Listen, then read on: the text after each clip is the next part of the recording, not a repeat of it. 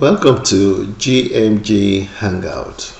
My name is Tayo. Gmg stands for the Global Millionaires Group, and this is a body of Nigerians made up of Nigerians from Nigeria as well as Nigerians in the diaspora. So within the diaspora, we're talking about America, we're talking about UK, we're talking about Europe, we're talking about Canada. So we all kind of came together and we decided we wanted to do something.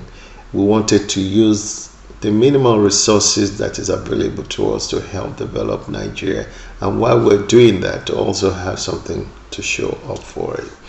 But prior to that, I need to give you a background of why I established this GMG as a group.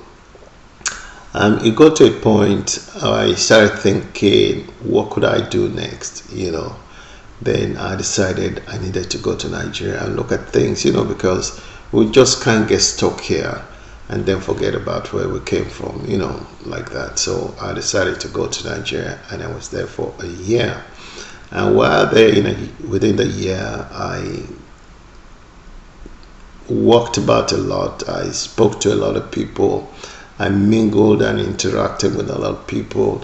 I asked people about business ideas and everything like that. Of course, when you start on this kind of journey, you will end up having a lot of information. You will be having a lot of offers. You will be having a lot of ideas that people will be pushing across to you.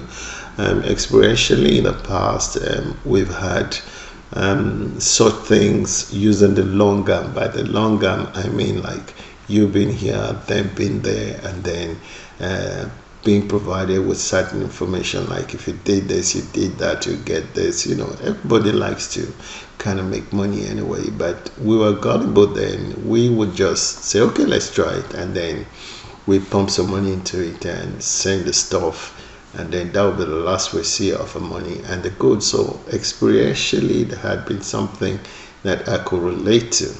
So I started talking to people, like, why is it we don't even want to invest in Nigeria? Then people will come out with reasons. Like, it even got to the point where people were actually saying that they would give money to their parents, their siblings, their family members, and even businesses, and that would be the last they see of it.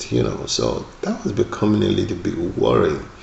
But out of anything, when you have problems, if you're able to identify a specific problem and you try to figure out what the solution could be, then that would be an opportunity for you to say, this is probably the direction I want to go. So that led me to make that decision that I would go to Nigeria and live there for a year. And I did. I'm alive, I'm not dead.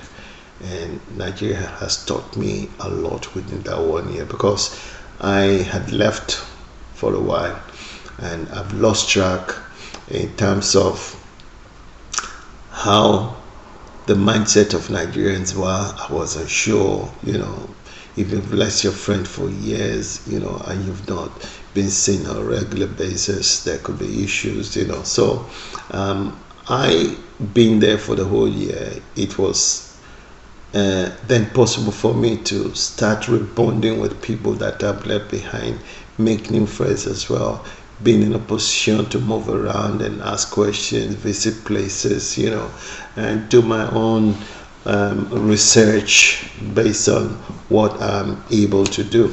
I could easily have sat down somewhere and then commissioned someone to write me a feasibility report on a kind of business maybe that I was interested in doing. But the thing is, if that happened to be the case, the guy will charge me X amount of money and then he will write me this 1,000-page feasibility report. And maybe of the 1,000 pages, maybe it's only 10 I would understand. The rest I may not, because he might be speaking in the language I would not understand. By language, I mean he will be relating his thing to the Nigerian environment. And because I've not been a part of that Nigerian environment, it would be difficult for me to kind of get that appropriate understanding of it. So That's the reason why I decided I was going to go to Nigeria, and I believe going to Nigeria helped me, and that is what led me to be into what I'm currently doing. And I could think Nigerian, I could do things the way Nigerians do it.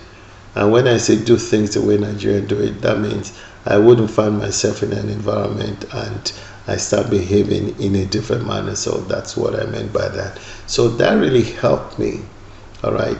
And that is why I set up this group, the Global Millionaires Group, and which has led to this first video that you're watching, which is the Gmg Hangout.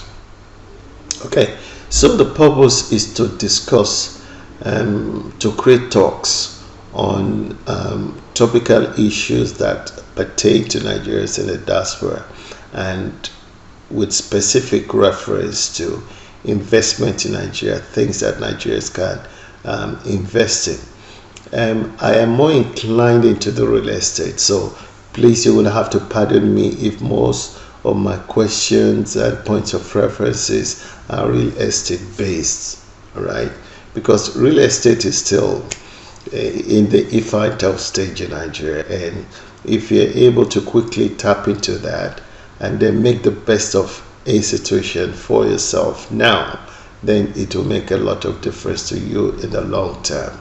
And I want to ask, if there is anyone that could really stand up and tell me that the wealthy, regardless of where they come from, including Nigerians in Nigeria that are wealthy, that haven't got real estate investment as part of their portfolio. In fact, as it's not been a major portfolio when it comes to going through their assets, because real estate is an asset that is for life. It outlives you as an investor. We're talking about land here. Things that come out of land are things that never dry up, except there's a major war and the whole world is destroyed. There will always still be land anyway, even at that. So that is why I decided that real estate was something I was going to pay a serious attention to, and I've been doing that. I've been maturing. I've been learning more about it. I've been trying to get people together, hence this Gmg, and the plan is for that platform to become bigger, to expand, and at the same time, we don't just want to get anybody into it. You understand? Whoever wants to join must be able to say, I want to be part of this group because I share their values, I share their motivation, I share their ethos and everything like that. So that is why this group is there. If you look at the group, we're not that much, we're not that many anyway, but having said so, the plan is for us to expand. And in expanding, I have targeted 2022 as that year when the build-up relating to expansion is going to take off, and that is why you're watching this video. So if you are watching this video, please, whether you're watching this on YouTube or you're watching this on Instagram, you know, I just want you to subscribe, to like, to share, because this platform will be a very, very major discussion point for Nigerians. If you reside in Nigeria, all well and good, you are most invited. So it's not majorly something that has to be for the Nigerians in the diaspora alone. A Nigerian is a Nigerian. So if you want to join us with any part of the world, including Nigeria, please feel free to join us. And at the end of the day, all we're trying to do is how we can build Nigeria from wherever we are. So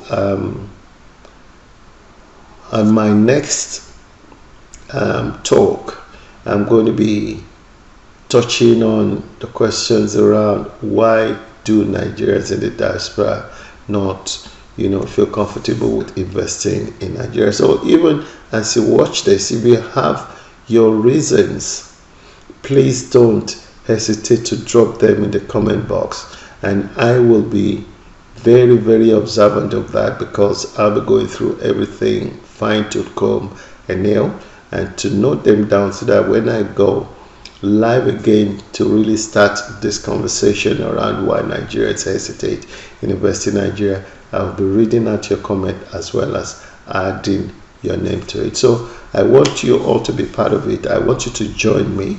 So if you found this video on Instagram, please follow, please comment. If you found this video on YouTube, please share, please like, and please subscribe. So thank you very much for watching my first video session on Gmg Hangout. God bless you, and see you next time when I come around. Thank you.